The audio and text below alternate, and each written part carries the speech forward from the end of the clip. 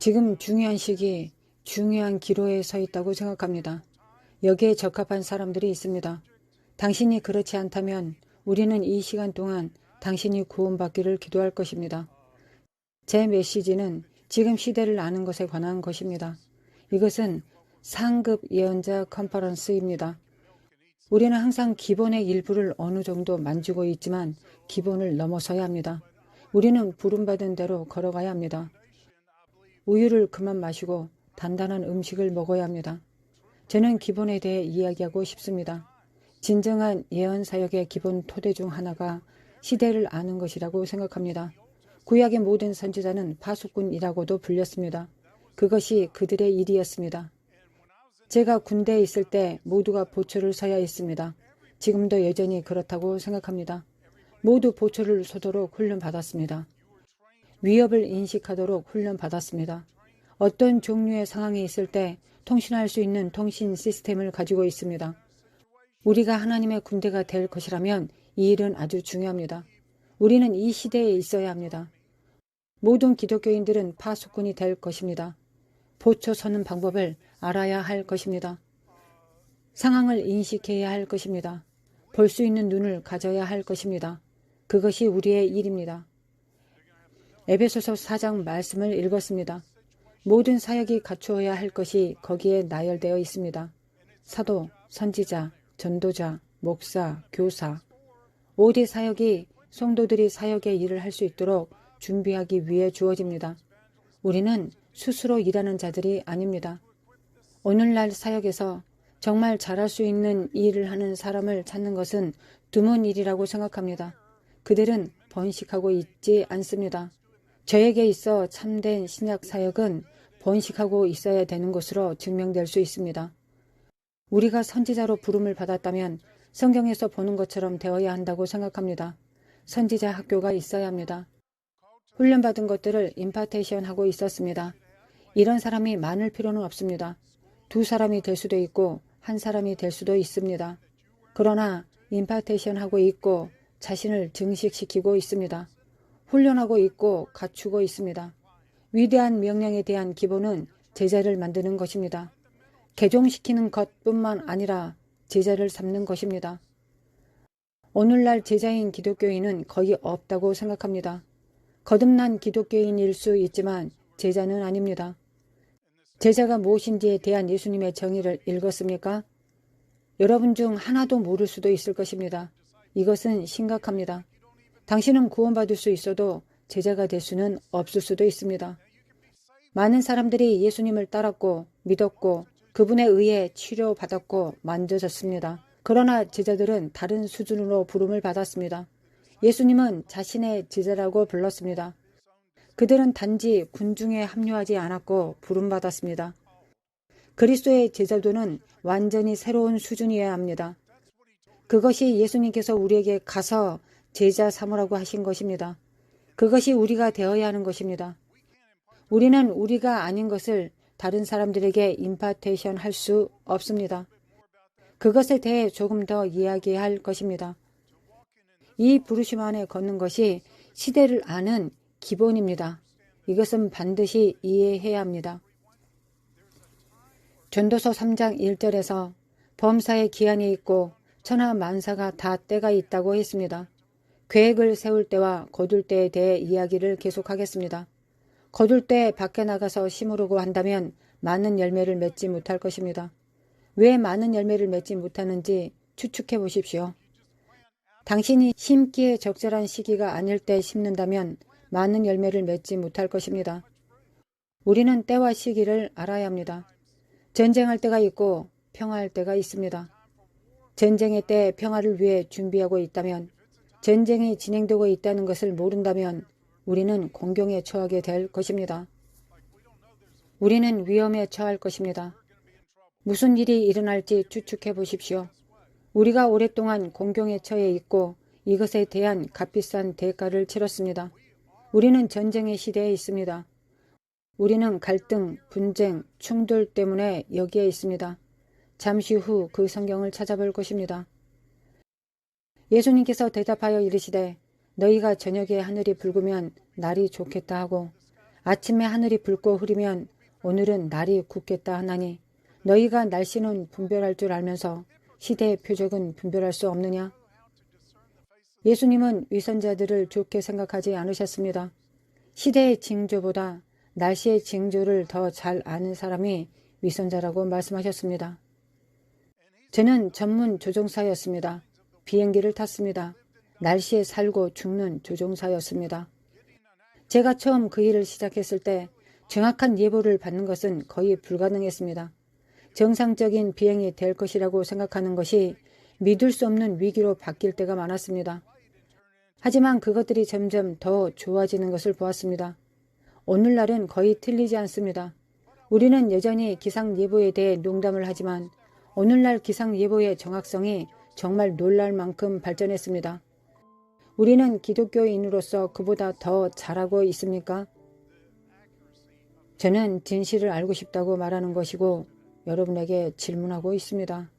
우리는 어디에 있습니까? 왜 세상에 무슨 일이 일어나고 있는지 이해하기 위해 우리의 문으로 달려오고 있지 않습니까? 무슨 일이 일어나고 있습니까? 진정한 예언 사역이 세워졌다면 아무도 세속적인 뉴스에 귀 기울이지 않을 것입니다. 어떻게 거기 도달하는지, 어떻게 시대에 민감하게 되는지에 대해 지금 이것을 해야 합니다. 우리는 땅에 무슨 일이 일어나고 있는지 아는 사람들이 있다는 것을 알게 될 것입니다. 우리는 지금 이것을 해야 합니다. 우리는 어떻게 하나님의 시기를 알 수 있을까요? 어떻게 거기 도달하는지, 어떻게 시대에 민감하게 되는지에 대해 몇 가지 기본 상황을 공유할 것입니다. 역대상 12장 32절 이사갈 자손 중에서 시세를 알고 이스라엘이 마땅히 행할 것을 아는 우두머리가 200명이니 그들은 그 모든 형제를 통솔하는 자이며 우리는 오늘날 이사갈의 아들들이 얼마나 절실히 필요한지에 대해 많이 이야기했습니다. 시대를 알고 전략을 알고 우리가 무엇을 해야 하는지 알고 있는 사람들입니다. 우리는 왜 그들이 없습니까? 우리는 이 은사를 얻기 위해 이사갈 자손이 한 일을 하고 싶어하는 사람들이 거의 없습니다. 우리는 그 일부를 알고 있습니다. 창세기 49장 14절부터 15절에서 야곱이 그의 아들들에 대하여 예언할 때 말했습니다. 이사갈은 양의 우리 사이에 꿇어앉은 건장한 나귀로다. 그는 쉴 곳을 보고 좋게 여기며 토지를 보고 아름답게 여기고 어깨를 내려 짐을 메고 앞제 아래서 섬기리로다. 알다시피 구약에서 노예 제도가 있었습니다. 신약에서도 노예 제도가 있었지만 그들이 해방되어야 했던 시점이 있었습니다. 만약 한 사람이 자유의 몸이 될 때가 되었는데 그가 싫습니다. 나의 주인을 사랑합니다. 나는 그를 위해 일하는 것을 좋아합니다. 이 일을 남은 생애 동안 하고 싶습니다. 라고 말한다면 그는 종속된 종이 될 수 있었습니다. 기억하십시오. 그를 성전으로 데려가 종신종이라는 표시를 할 것입니다. 그때부터 헌신해야 합니다. 우리는 자유로울 수 있습니다. 저는 대부분이 이것을 선택한다고 생각합니다. 그러나 그들은 주님이 아니라 자신을 위해 삽니다. 주님을 위해 몇 가지 일을 하지만 실제로 그분을 위해 살지는 않습니다. 종신종이 되는 것이 시대를 이해하는 데 요구된다고 믿습니다. 계시록 1장 1절에서 보는 것과 같습니다. 그것은 계시록을 이해하는 데 필요합니다. 여기에 예수 그리스도의 계시라고 기록되어 있습니다. 적 그리스도의 계시가 아닙니다. 예수 그리스도의 계시라 이는 하나님이 그에게 주사 반드시 속히 일어날 일들을 그 종들에게 보이시려고 아주 적은 수의 기독교인만이 제자입니다. 훨씬 더 적은 수만 종신종입니다. 당신은 제자가 됩니다. 당신의 다음 수준의 관계는 종신종이 되는 것입니다. 우리는 종신종에 대한 자격을 볼 수도 있습니다. 실제로 그렇게 살고 있는 사람을 모른다고 생각할 수도 있습니다. 종신종은 자신의 시간이 없습니다. 그는 아침에 자신이 무엇을 하고 싶은지 생각하며 일어나지 않습니다. 주인님, 오늘 제가 무엇을 하기를 원하십니까? 라고 합니다. 종신종은 큰 수표를 받아 그들이 살 수 있는 것에 대해 생각하지 않습니다. 주인님, 당신의 돈으로 제가 무엇을 하기를 원하십니까? 라고 합니다. 그것은 완전히 다른 사고방식과 라이프 스타일입니다. 당신은 시대를 이해하고 계시록을 이해하기 위해 그러한 사고방식을 가져야 합니다. 제가 계시록을 완전히 이해했다고 주장하는 것이 아닙니다. 저는 그것의 일부를 이해합니다. 그것이 계시에 의해 맞다고 생각하지만 여러분이 볼 수 없는 무언가가 있습니다. 당신이 정신종이 아니라면 그렇게 볼 수 없을 것입니다. 성경에는 하나님과의 관계에 5가지 수준이 있습니다.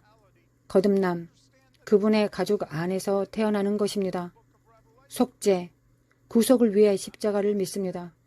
그분의 피, 희생을 믿습니다. 당신은 영생을 얻었습니다. 예수님께서 지상에 계실 때 제자로 부르신 많은 사람들이 있었습니다. 부르심에 우리는 응답해야 합니다. 저는 성경시대의 제자가 되기 위해 그 부르심을 듣는 사람이 거의 없고 응답하는 사람들이 거의 없다고 생각합니다. 오늘날도 거의 공통된 말입니다. 누군가가 그 시대의 제자가 되도록 부르심 받았다면 그것은 믿을 수 없는 헌신이었습니다. 바울이 가말리엘의 제자였을 때입니다. 이스라엘의 위대한 스승 중 한 사람의 제자라면 결혼할 수 없었습니다. 직업을 가질 수 없었습니다. 자신의 수입이 있어야 했습니다. 무엇이든 자신만의 자원을 가져야 합니다. 스승에게서 배우는데 방해가 되는 것은 무엇이든 삶에서 가질 수 없었습니다.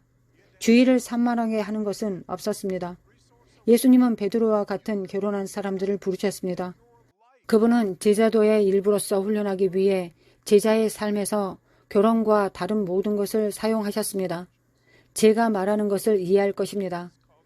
제자가 매일 깨어나 주인에게 말로 헌신하는 헌신 서약이 있습니다. 나는 내 주인처럼 되어야 한다. 오늘 나의 스승에 대해 배워야 한다. 나는 그와 더 닮아야 한다. 그들의 스승을 알고자 하고 그에게서 배우고 그와 같이 되고 그가 한 일을 할 수 있기를 하루 종일 추구합니다. 그들은 급진적입니다. 그들은 눈에 띕니다.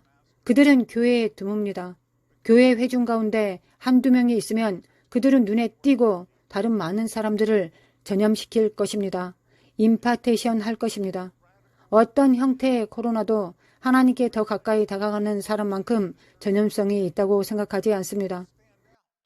주님께서 더 가까이 가는 사람보다 지구상에서 더 전염성이 있는 것은 없습니다.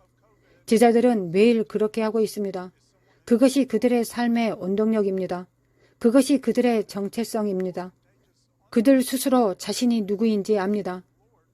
그 후에 제자도의 일부가 정신종이 되는 방법을 배우는 것입니다. 그것이 완전히 새로운 차원입니다. 그 후 친구가 됩니다. 노예에서 친구로 자격을 얻을 것입니다. 물론 궁극적인 것은 아들이나 딸이 되는 것입니다. 어쨌든 우리는 그 안으로 걸어 들어가야 합니다. 그것이 이사갈 자손이 했던 것이 아닙니까? 이사갈은 양의 우리 사이에 꿇어 앉은 건강한 나귀로다. 그는 쉴 곳을 보고 좋게 여기며 토지를 보고 아름답게 여기고 어깨를 내려 짐을 메고 앞제 아래서 섬기리로다. 그는 자유로울 수 있음을 보았고 들판이 좋았습니다. 제 말은 땅이 쾌적하고 모든 것이 좋지만 그의 어깨를 내렸습니다. 어깨는 성경에서 권세를 말합니다. 정사가 그의 어깨에 달려 있습니다. 그는 어깨를 숙이고 짐을 지고 강제 노동의 노예가 되었습니다. 그는 자발적으로 그렇게 했습니다. 그것이 이사갈의 지파가 시대를 알고 하나님의 전략과 목적을 아는 놀라운 은사를 받은 방법과 이유라고 믿습니다. 우리의 주요 정체성이 그리스도 안에 있는 누구인지가 아니라면 제자도를 거치지 않은 것입니다. 주요 정체성이 그리스도 안에 있는 것 외에 내가 의사이거나 엔지니어라면 부르심받은 새로운 창조물을 이해하지 못하고 있다고 생각합니다. 확실히 그 안에서 걷고 있지 않습니다. 확실히 그 부르심 안에 걷고 있지 않는 것입니다. 만약 그렇다면 우리는 이 행성에서 다른 누구보다도 뛰어난 것이 아닐 것입니다. 만약 우리의 충성이 지구상의 어떤 정부, 인종, 신조, 조직보다 더 하나님의 왕국에 대한 것으로 채워지지 않았다면 우리가 거듭났을 수 있지만 아직 제자가 되지 않았다고 생각합니다. 여긴 매우 시적절한 말씀이 있습니다. 히브리서 13장 12절부터 14절. 그러므로 예수도 자기 피로써 백성을 거룩하게 하려고 성문 밖에서 고난을 받으셨느니라.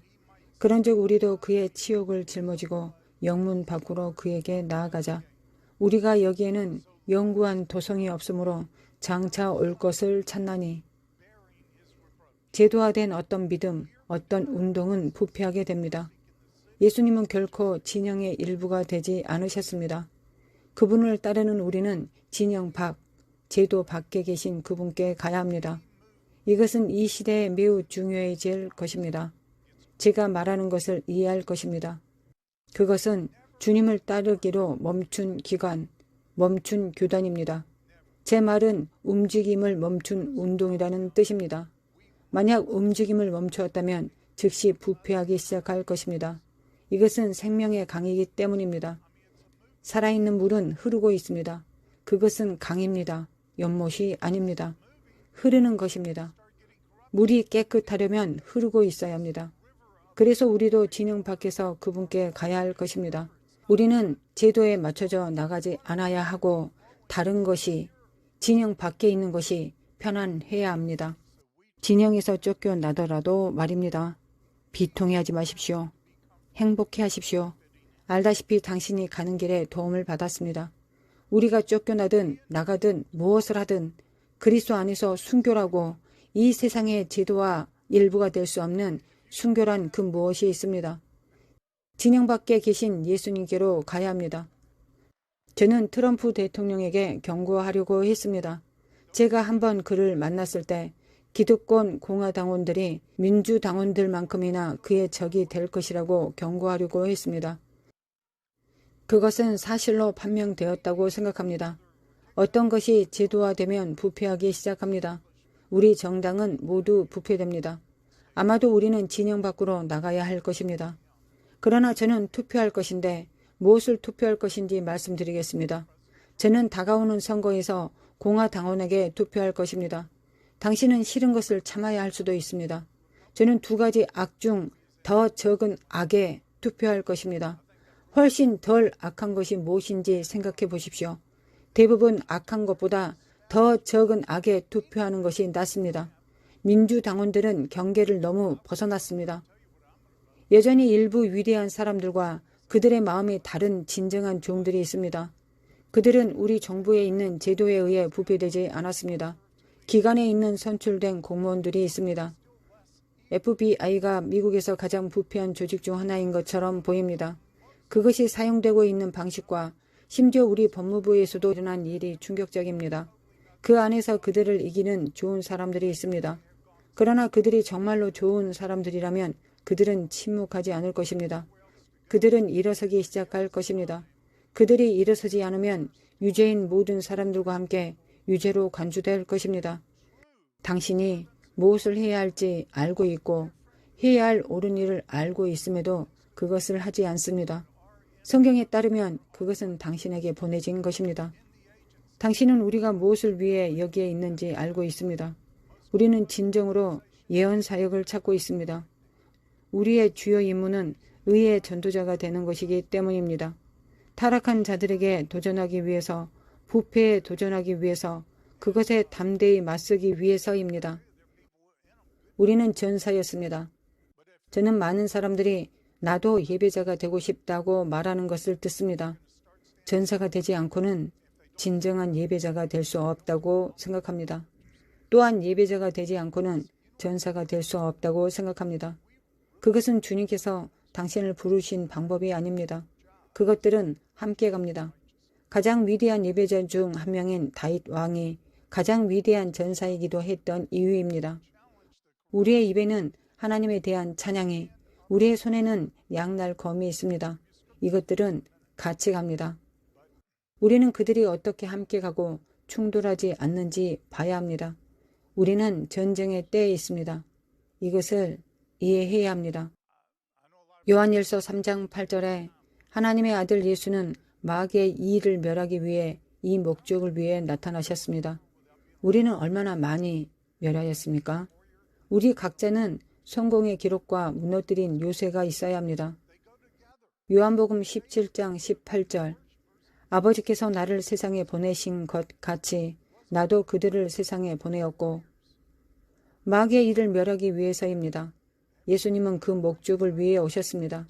우리는 그 목적으로 보내졌습니다. 우리 일을 하기 시작해야 합니다. 세상이 더 깊은 어둠, 더 깊은 타락에 빠지고 있습니다. 우리가 지켜보는 가운데 일어나고 있습니다. 왜 이런 일이 일어나고 있습니까?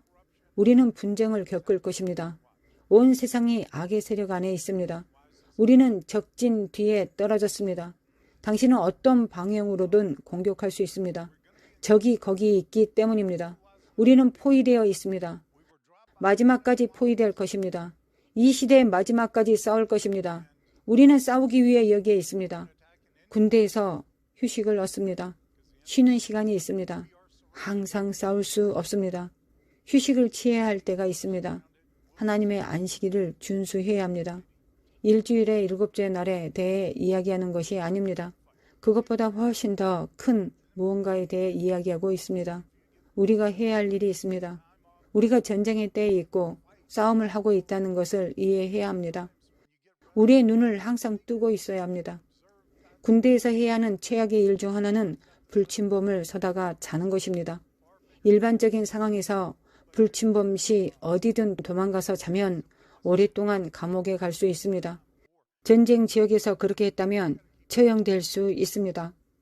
오랫동안 그것 때문에 아무도 처형하지 않았지만 그것은 매우 심각한 잘못입니다.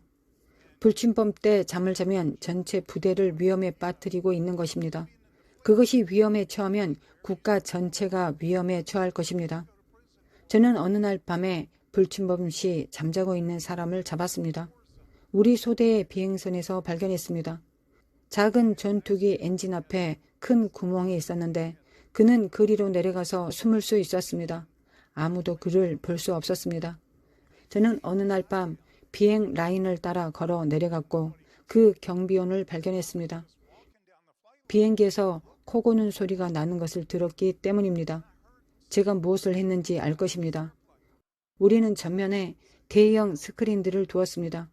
엔진을 손상시킬 수 있는 돌이나 물건을 빨아들이지 못하도록 엔진을 테스트하기 위해 작동시킬 때 사용했습니다. 저는 그 스크린 중 하나를 아주 조용히 가져다가 거기에 넣고 그를 그 안에 가두었습니다. 무서운 비행기였습니다. 사람들을 엔진 아래로 빨아들여서 죽이는 함대에서 최악의 비행기였습니다. 그것은 30피트 떨어진 곳에서 성인 남성을 빨아들일 수 있었습니다. 그는 그 엔진 바로 앞에서 자고 있었습니다. 제트기처럼 엔진 소리가 나는 보조 동력 장치 APU를 작동시켜 바로 앞에 두었습니다.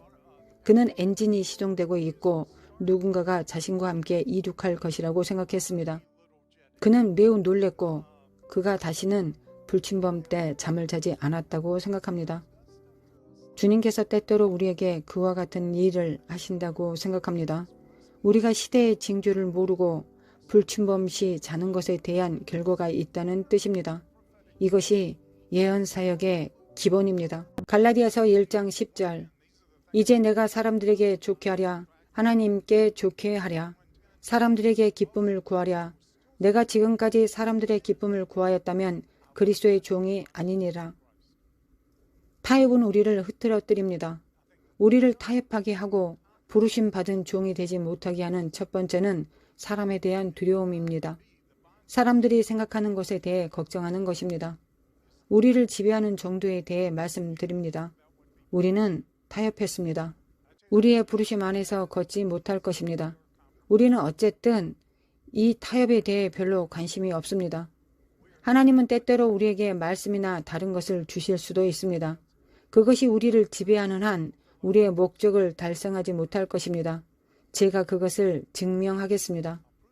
누가복음 16장 15절 예수께서 이르시되 너희는 사람 앞에서 스스로 옳다 하는 자들이나 너희 마음을 하나님께서 아시나니 사람 중에 높임을 받는 그것은 하나님 앞에 미움을 받는 것이니라.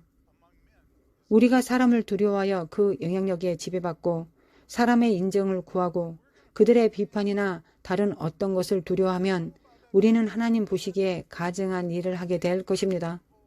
예수님께서 비난받지 않고 행하셨거나 말씀하신 사건을 한 가지만이라도 성경에서 찾아보라고 도전합니다. 많은 사람들은 주님께서 권세를 얻으셨을 때 사람들이 예수님께 일어난 일을 믿게 될 것이라고 생각합니다. 예수님께서 더 많은 권능을 보여주실수록 핍박이 더 심해졌습니다. 예수님이 죽은 사람들을 살리셨을 때 그들은 정말 분노했고 우리가 당신을 죽이겠다고 말했습니다. 그것이 반드시 일어날 일은 아닙니다. 어떤 사람들은 기적과 그와 같은 것에 감명을 받을 수도 있습니다. 어쨌든 기적의 능력 때문에 예수님께 왔던 사람들은 예수님 곁에 오래 머물지 못했습니다. 마태복음 16장 23절 예수께서 돌이키시며 베드로에게 이르시되 사탄아 내 뒤로 물러가라. 너는 나를 넘어지게 하는 자로다. 내가 하나님의 일을 생각하지 아니하고 도리어 사람의 일을 생각하는도다 하시고 어떻게 하나님의 아들에 의해 사탄이라고 누가 불리고 싶겠습니까? 소설을 실족하게 하면 차라리 태어나지 않는 것이 더 낫다고 말씀하시지 않았습니까? 베드로는 하나님의 아들에게 걸림돌이 되고 있습니다. 그는 왜 그랬을까요? 하나님의 일을 생각하지 아니하고 사람의 일을 생각했기 때문입니다. 이것을 우리는 어느 정도 통제하고 있습니까? 사람을 위해 더 좋고 더 쉬운 것에 대해 관심이 있지 않습니까? 우리의 기도가 어느 정도 하나님께서 시작하셨던 불을 끄려고 하고 있다고 생각합니까? 우리의 삶과 우리의 삶에서 일어나는 모든 것들이 하나님을 대적하고 있다고 여러분들은 생각하십니까? 우리는 하나님의 심판을 이해하고 있습니까? 우리는 하나님의 심판에 대해 정의롭다고 동의합니까? 그렇지 않다면 절대 선지자가 되지 못할 것입니다. 우리는 그 심판에 완전히 동의해야 할 뿐 아니라 성경의 선지자들이 한 것처럼 그것을 위해 기도해야 합니다. 성경에 많은 다양한 하나님의 심판의 유형이 있습니다. 몇몇을 제외하고 징계를 받습니다. 하나님께서 사랑하시는 자들을 위한 것이고 여전히 우리를 사랑하신다는 증거입니다. 징계가 없으면 모든 것 중 가장 무서운 것이 될 것이기 때문입니다. 징계가 없으면 우리는 점점 악화되고 심해질 것입니다. 지금 우리나라는 주님의 심각한 드러내심 아래 있습니다. 저는 허리케인 카트리나가 지나간 후에 그곳에 남아있었던 한 그룹의 목사님들을 만났습니다. 제가 이것은 하나님의 심판이라고 말했을 때 그들은 분노하고 경악했습니다. 누군가를 이것이 악마의 일이라고 생각할 수 있습니다. 아닙니다. 그것은 하나님의 심판이었습니다. 카트리나는 순수, 정화한다는 뜻을 의미합니다. 서던 데커던스 태페 문화 축제를 계획하는 날 허리케인 카트리나가 뉴얼리언스를 강타했습니다. 그것이 사고라고 생각합니까? 태페 문화 축제를 계획하던 날 제2의 카트리나라고 하는 허리케인 니타가 키 웨스트를 강타했습니다. 이것도 사고라고 생각합니까? 그것은 주님의 매우 부드러운 경고였습니다. 그 경고는 점점 더 세지고 있습니다. 우리는 왜 이런 일이 발생하는지 설명하는 사람이 되어야 합니다. 이것은 단지 자연이 미쳐가는 것이 아닙니다.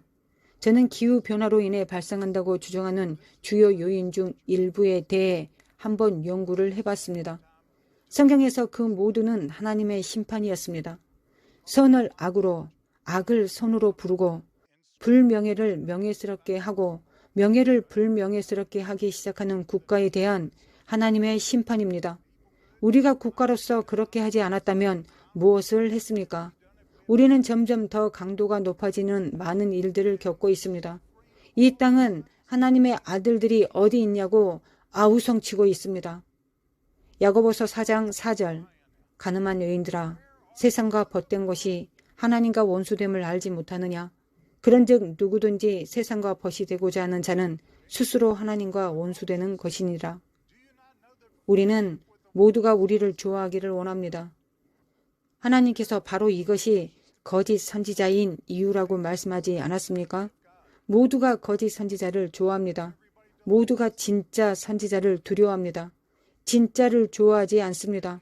아마도 죽어서 더 이상 위협이 되지 않을 때까지 선지자로 결코 인정받지 못할 것입니다. 당신은 모두가 당신을 존경하기 원합니까? 당신이 선지자가 되고 싶다면 우리가 이것을 이해해야 합니다. 당신은 인기를 얻을 수 있습니다. 당신은 잘못된 일을 하고 있는 것입니다. 잘못된 일을 추구하고 있습니다. 거의 확실히 당신은 예수님께서 겪은 모든 환난과 고통을 받을 것입니다. 가장 위대한 선지자가 있을 것입니다. 우리는 이렇게 살아야 합니다. 요한복음 7장 17절 사람이 하나님의 뜻을 행하려 하면 이 교훈이 하나님께로부터 왔는지 내가 스스로 말함인지 알리라. 고대 아우구스티누스와 아퀴나스 사이에 논쟁이 있었습니다. 이해하기 위해 믿어야 합니까? 아니면 믿기 위해 이해해야 합니까? 성경은 분명히 말합니다. 이해하기 전에 믿어야 합니다. 당신은 그분의 뜻을 기꺼이 행해야 합니다.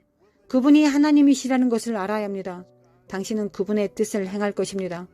그분이 말씀하신 것을 타협하려고 하지 않을 것입니다. 사람들의 입맛에 맞게 만들려고 하지 않을 것입니다. 하나님은 그것이 있는 그대로가 되도록 의도하셨습니다. 하나님께서 입에 넣어주신 그대로를 선포해야 합니다. 거의 모든 영어 성경 번역본은 하나님에 대한 두려움을 존중 또는 이해와 유사한 것으로 번역합니다. 하나님에 대한 두려움과 관련하여 두려움을 번역한 말씀을 찾아보십시오. 그것을 더 정확하게 번역한 것을 알 것입니다. 테러, 공포입니다. 이건 진실입니다. 그분은 전능하신 하나님이십니다. 이것이 지혜의 시작입니다. 우리가 여기서 다루고 있는 것을 받지 못하면 우리는 지혜의 근본을 갖지 못할 것입니다. 그것은 최고의 지혜는 아니지만 모든 지혜의 근본입니다. 하나님의 사랑은 더 높은 지혜입니다. 의심할 여지가 없습니다. 주님을 경외하는 견고한 근본 없이는 거기에 도달하지 못합니다. 로마서 11장 22절에서 바울이 하나님의 인자하심과 준엄하심을 보라고 말한 이유입니다. 우리는 하나님이 항상 둘 다이시라는 것을 알아야 합니다. 하나님은 당신의 아버지입니다. 당신은 그의 무릎에 올라갈 수 있고 그분은 당신을 사랑하십니다. 하나님은 친밀해지기를 원하는 사람들을 위해 어떤 것보다 더 많은 사랑을 주십니다. 그분이 아빠라는 것을 이해할 것입니다. 그분은 아버지이십니다. 그분은 모든 것의 창조자이십니다. 전능하신 하나님이십니다. 그분은 커튼처럼 하늘을 펼쳐 놓으신 분이십니다. 고린도 후서 5장 20절 그러므로 우리가 그리스도를 대신하여 사신이 되어 하나님이 우리를 통하여 너희를 권면하시는 것 같이 그리스도를 대신하여 간청하노니 너희는 하나님과 화목하라.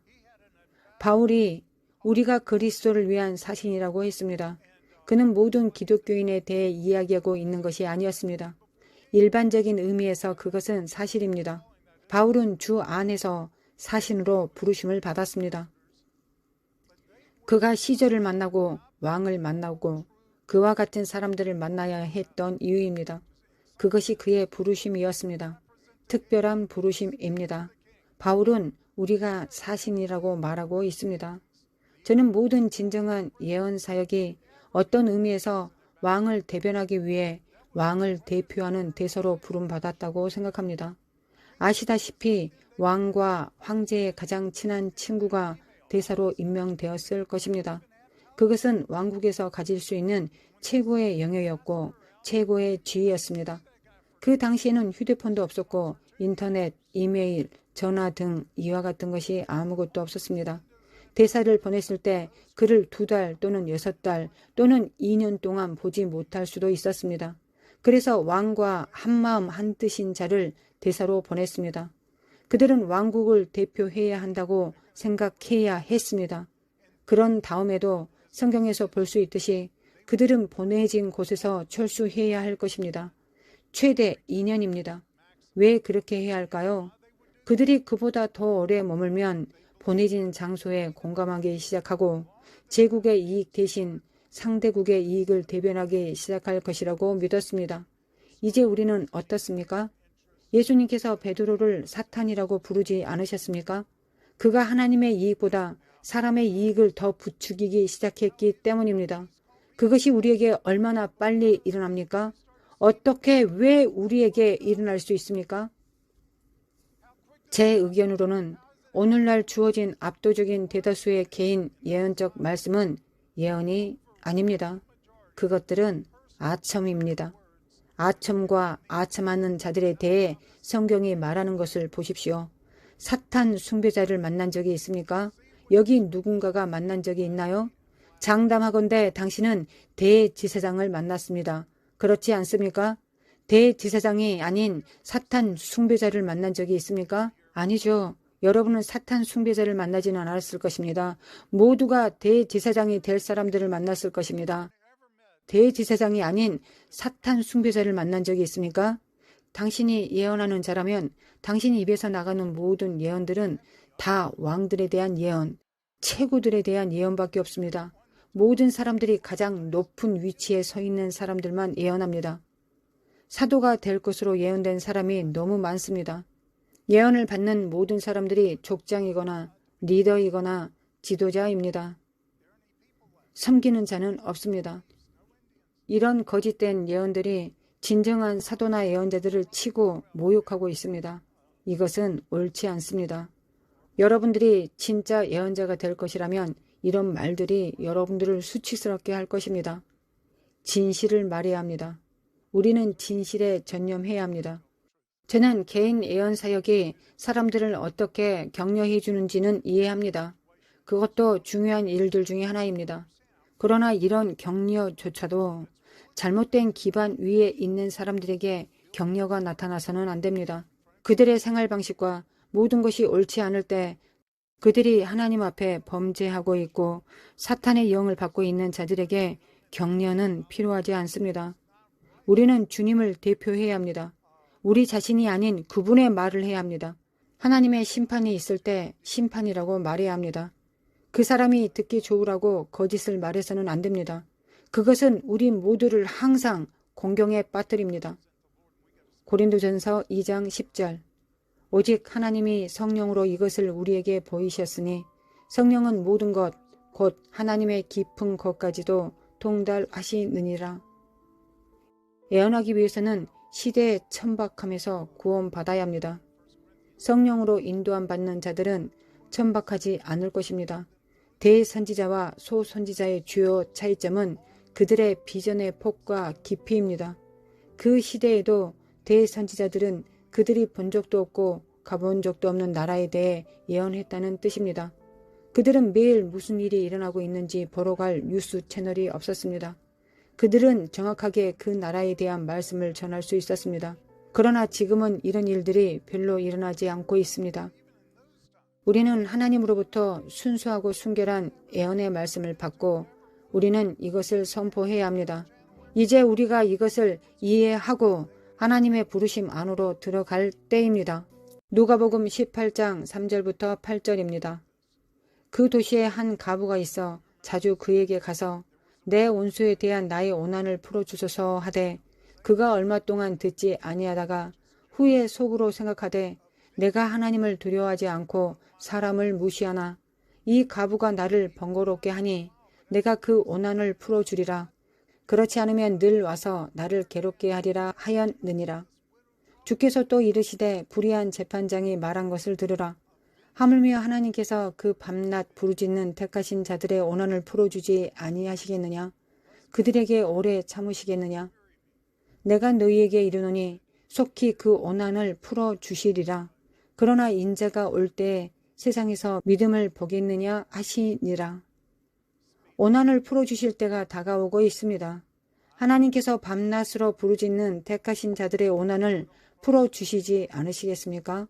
하나님은 속히 원한을 풀어주실 것입니다. 저는 십자가에 달리신 주님을 항상 선포합니다. 예수님은 말씀하셨습니다. 아버지, 그들을 용서하소서. 종종 우리는 사람들을 용서하기 원합니다. 예수님께서 대신 맞으시고 이제 예수님의 그 공로를 우리는 얻을 수 있습니다. 예수님은 말씀하셨습니다. 아버지, 그들을 용서하소서. 그것은 믿을 수 없는 하나님의 은혜와 자비입니다. 그러나 우리는 이것에 또 다른 측면이 있다는 것을 이해해야 합니다. 지금 여기에서 오난을 갚다라는 단어는 정당함을 입증하는 것, 보복하는 것, 처벌하는 것을 의미합니다. 우리는 우리나라를 위해 기도하기 시작해야 합니다. 하나님의 백성을 핍박하고 하나님의 종들을 핍박하는 교회들, 많은 선지자들, 제도화되고 타락한 사람들을 위해 기도해야 합니다. 주님, 당신의 진정한 종들의 오난을 풀어주소서라고 기도하기 시작해야 합니다. 당신은 그렇게 기도할 수 있습니까? 우리가 하나님과 하나라면 하나님의 심판이 하나님의 은혜와 자비, 사랑에서 나오는 같은 통로에서 나온다는 것을 알게 될 것입니다. 하나님께서 인내를 가지시는 것에 제한이 있다는 것을 알지만 그것이 하나님의 참지 못함으로 행해지고 있지는 않습니다. 하나님의 백성이 그분과 하나가 되어야 할 때입니다. 우리는 그것을 말하고 있어야 합니다. 우리는 이것을 선포해야 합니다. 우리는 이것을 기도하고 있어야 합니다. 하나님의 말씀에 연합해야 합니다. 그것은 우리가 그 말씀을 선포하느냐 하지 않느냐에 달려 있습니다. 지금 이 나라에 남겨진 유일한 희망은 하나님께서 임하셔서 그분의 백성에게 행해진 악행에 대해 원수를 갚아주시는 하나님의 심판뿐입니다. 하지만 여기에 우리가 명심해야 할 것이 있습니다. 진리인 하나님의 말씀입니다. 자신이 원수 갚지 말라고 말씀하셨습니다. 우리 자신이 오난을 갚지 말아야 합니다. 그것은 때때로 우리가 자신을 방어하지 않는다는 것을 의미하지 않습니다. 신약 성경의 많은 부분, 바울이나 다른 사도들이 거짓 고발과 다른 모든 것에 대해 자신을 변호할 때가 있습니다. 그것은 성경적일 뿐만 아니라 성경에 있는 것입니다. 그것이 사실이 아니라고 그들에게 말하지 않으면 많은 어리고 약하고 분별력이 없는 사람들은 그것 때문에 함정에 걸리고 걸려 넘어질 것입니다. 우리는 일어서야 합니다. 그러나 자신이 온수 갚음으로 해서는 안 됩니다. 자신을 방어하는 것과 자신이 온수 갚는 것에는 차이가 있습니다. 로마서 12장 19절 내 사랑하는 자들아 너희가 친히 온수를 갚지 말고 하나님의 진노하심에 맡기라. 기록되었으되 온수 갚는 것이 내게 있으니 내가 갚으리라고 주께서 말씀하시니라. 우리나라의 모든 불의에 대해 하나님의 심판을 기도하고 있습니다. 학교에서 가장 어린 아이들에게 퍼뜨리는 가증스러운 더러움이 있는 사람들에 대해 하나님께서 심판하시기를 기도하고 있습니다. 인류 역사상 최악의 아동 학대가 일어나고 있습니다. 누가 의로운 사람입니까? 이 가증스러운 부패에 맞서 일어나 외치지 않습니까? 주님께서 말씀하셨습니다. 누구든지 나를 믿는 이 작은 자 중 하나를 실족하게 하면 차라리 태어나지 않는 것이 좋을 뻔하였다고 하셨습니다. 우리가 이런 종류의 일에 대해 맞서 말하지 않고 모든 면에서 나타나고 있는 부패에 맞서 일어서지 않는다면 그것은 계속 진행될 것입니다. 저는 하나님께서 오난을 풀어주시기를 기도하고 있습니다. 주님, 당신의 심판을 보내소서. 오난을 풀어주소서. 저는 회개하라는 그분의 외침이 전파된 때가 있었다고 믿습니다. 그것을 들은 사람은 거의 없었습니다. 우리는 파멸로 향하고 있으며 지금 유일한 희망은 우리를 깨울 하나님의 심판입니다. 저는 하나님의 심판이 사랑하시는 자들에게 온다고 믿고 있습니다. 하나님은 여전히 우리나라를 사랑하십니다. 그분은 여전히 우리를 사랑하십니다. 여전히 가장 가증스러운 일을 하고 있는 가증스러운 사람들도 사랑하십니다. 그것에 대해 의심의 여지가 없지만 제가 기회를 얻는다면 그들에게 당신은 가증스러운 사람이라고 먼저 말해주고 싶습니다. 당신은 가증스러운 자이고 어린 아이들에게 이런 짓을 하여 끔찍한 결말로 향하게 하고 있다고 말해줄 것입니다. 우리는 정말 예언자입니다. 가장 위대한 예언자들은 가장 어두운 시대에 일어나지 않았습니까? 저는 노아 시대 이후로 이런 때를 본 적이 없을 것이라고 생각합니다. 어떤 면에서 이스라엘이 직면한 어떤 것보다 훨씬 더 음란하게 진행되고 있습니다. 우리는 다시금 가장 어두운 어둠으로 향하고 있습니다. 가장 큰 고난의 시간이 될 것입니다. 우리는 이 이유 때문에 여기에 있습니다. 부르심 받은 일을 하고 타협하지 않고 그분의 진리를, 의를 행하겠습니까? 계시록의 마지막에 기록된 것을 절대 잊지 마십시오. 불호수에 던져지는 사람들에 대한 계시록의 마지막을 반드시 읽으십시오. 물론 그 사람들은 살인자, 마법사입니다. 누가 던져지는 첫 번째 그룹입니까? 비겁한 자들입니다. 기독교에 비겁함이 있을 곳이 없습니다. 우리가 어떤 수준의 예언 사역을 하고자 한다면 당신은 겁쟁이가 될 수 없습니다. 담대하고 용기를 가져야 합니다. 이것이 잠언 28장 1절에서 말하는 것이 아닙니까? 의인은 사자같이 담대하니라.